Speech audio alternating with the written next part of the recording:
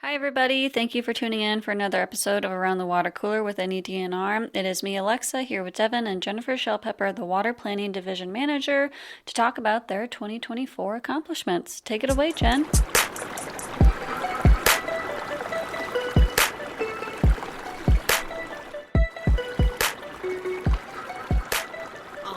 Thank you, Devin. Thank you, Alexa. Thanks for having me here today for the podcast. I'm Jennifer Shellpepper, and I'm the Water Planning Division Manager. I've been here at DNR for more than 20 years. I won't tell you specifically how many, just more than that. So I've been around the water cooler a little while. A few accomplishments from the Water Planning Division in 2024. I've got 3 stories to talk about today. One of those is the robust review. The next one will be the Blue Basin, and then I'll round it out with some stuff going on in the Republican. But we do stuff all across the state, so folks, if you wanted to learn more, you should find our annual report that's available on the website. You can find out about other places and what we're doing there as well.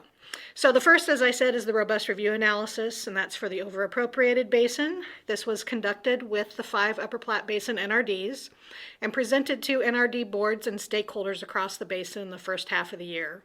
This analysis summarizes the impacts of management actions taken to bring the basin to a fully appropriated condition.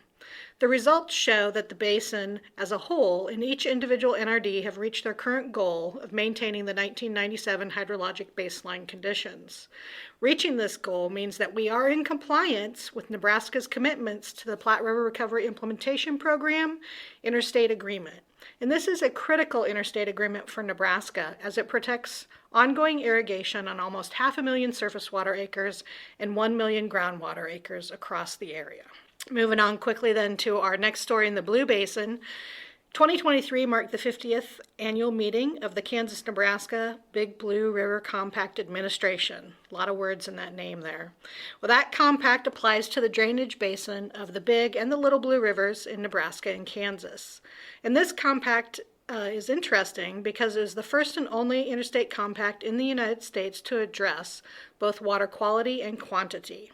For water quantity management, Nebraska must close water users who are junior to the compact, and in 2023 the Blue Basin was hit hard by drought, which required producers to rely more on both groundwater and surface water irrigation. All of that resulted in low stream flows at the state line and 28 days of closure for surface water irrigators who are junior to the compact, with a lot of those days occurring in the critical irrigation demand months of July and August. So this is a basin where the Water Planning Division is currently doing more, along with the NRDs, to understand that hydrogeologic system, and we completed a new groundwater model tool that will help us determine what actions DNR and the NRDs could do to minimize these types of impacts on water users in the dry years. And our third accomplishment story that I want to talk about comes from the Republican Basin. In the past year, we have focused on providing cost share to NRDs to assist in upgrading water meter data, which is a requirement of the Republican River Compact.